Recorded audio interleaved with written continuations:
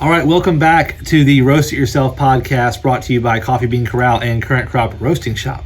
I'm Stephen Burnett from Coffee Bean Corral in Jackson, Mississippi, and with me as always is Catherine MASL, certified Q grader and director of Current Crop Roasting Shop in New Orleans, Louisiana. Catherine, how are you today?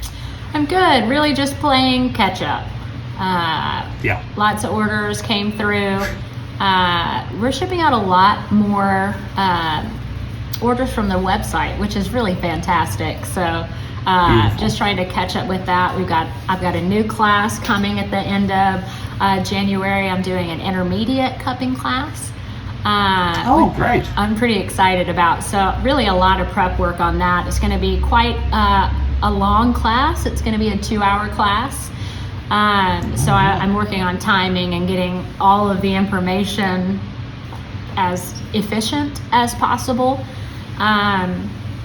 because it's going to be a lot of lecture, really, and then at the end we're going to cup and all the things like that. So I've just got a lot of stuff, a lot of kinks to work out to make sure it goes well. Wait, so how could somebody sign up for that? Is it open to be signed up like right now?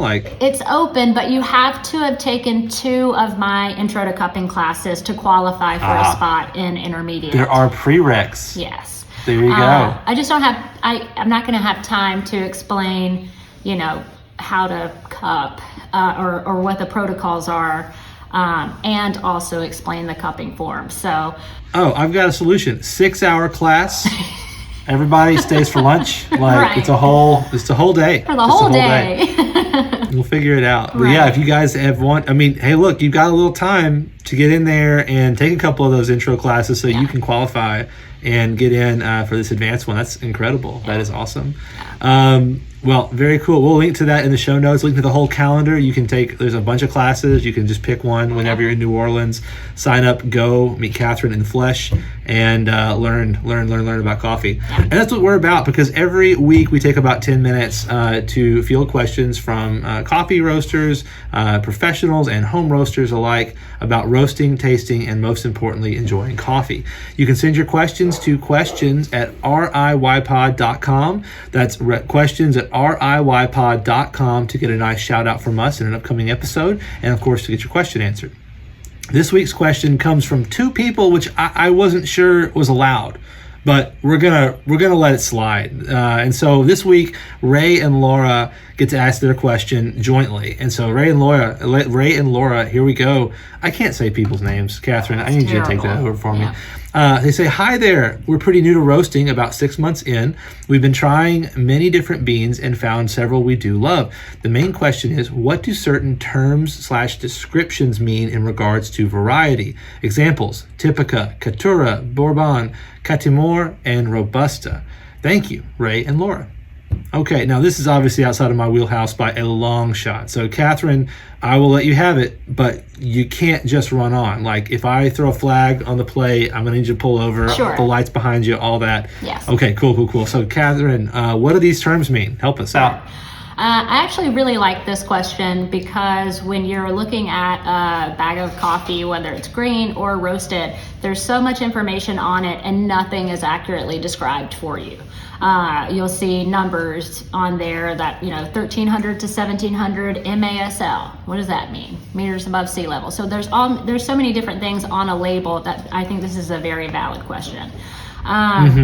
So the first thing I'm going to start off with is the first 4 that you mentioned are Arabica beans, and the last one are Robusta. So there are many different types of coffee. The 2 main types that people buy are Arabica and Robusta. Arabica beans taste really great, have a certain amount of caffeine per bean, and you'll find them quite a bit easier. Robusta coffees are incredibly harsh and bitter coffees. They have a lot of caffeine in them, and you'll find these a little bit less often than you'll find Arabica beans. So anytime you're shopping through on Coffee Bean Corral's website or Current Crops, all of the Robusta coffees have Robusta in the name, but it really just means that it's a high caffeine content bean, and can be described as nutty if you're feeling very generous, but they're generally very bitter coffees. So Typica, Caturra, Bourbon, and Cat Timor are all varietals. So they're subspecies of Arabica coffees. So Typica and Bourbon were the first ones, and most of the varietal or subspecies after that come from mutations from those two.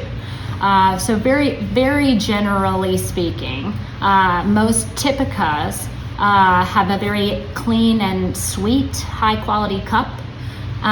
You'll find them a lot in Jamaica Blue Mountain or Kona or Geisha beans. They're a little bit cleaner, a little bit harder to grow. So a lot of those high quality cups come with cost because of how much work goes into actually farming those.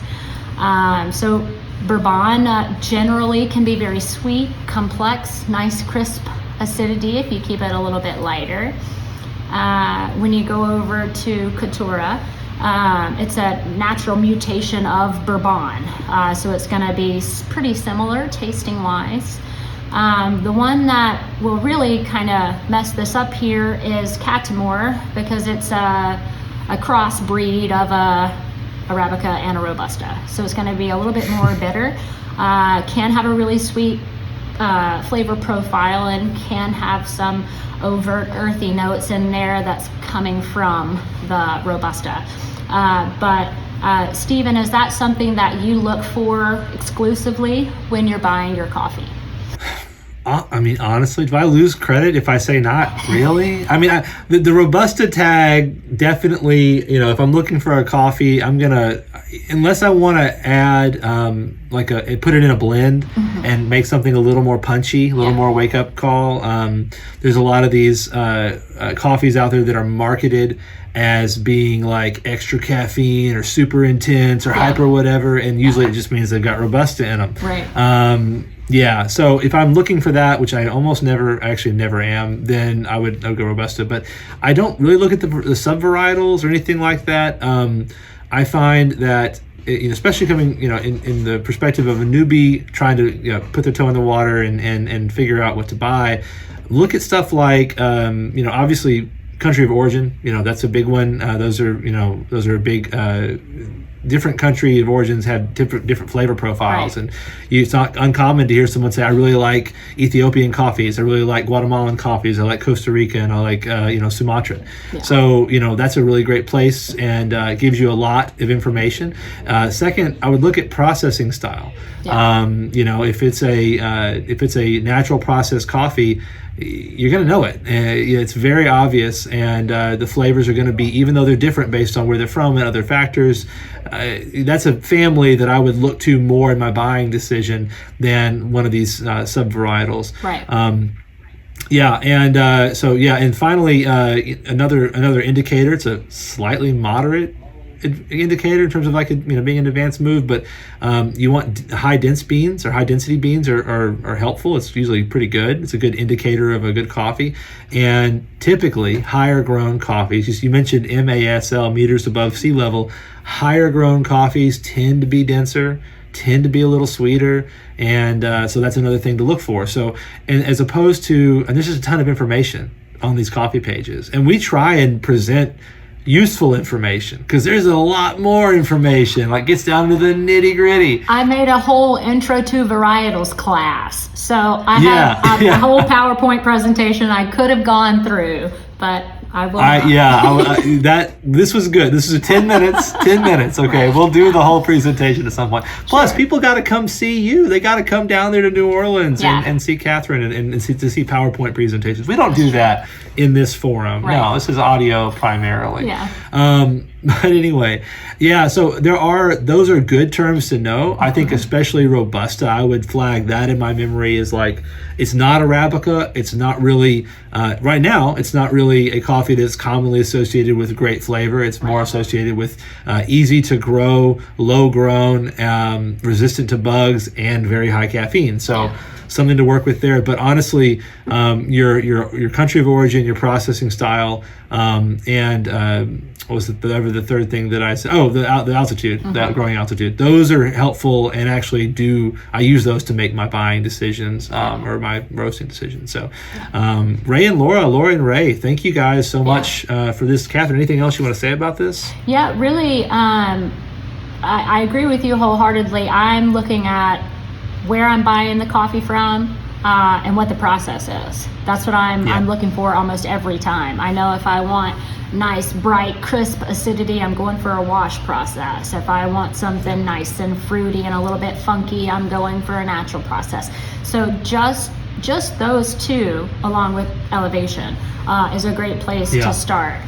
When you go deep down the rabbit hole of varietals, definitely reach out to me and we can chat for hours, probably. Absolutely. One thing, and I can't believe I forgot this, there are also grades. Some coffees have grades. G1, a lot of African coffees, G1, G2, G3, G4. It tells you the quality of the sorting, generally speaking. Now, in Ethiopia, it's gotten a little fudge right now, where G1s and G4s kind of hard to tell the difference. But that's something that can be helpful.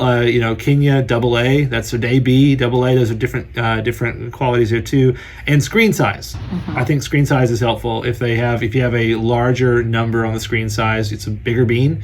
And that's right, Catherine? It's the bigger number? Okay, cool. That's what I thought. So if you I know gauges is the other way around, so I get confused. Right. So if you see something that says 14/16, what that means is 14/64ths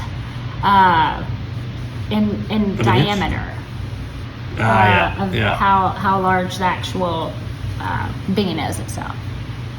Yeah. So those are just So sizes. anyway, that's actually helpful because that tells you kind of more about the coffee itself. Yeah.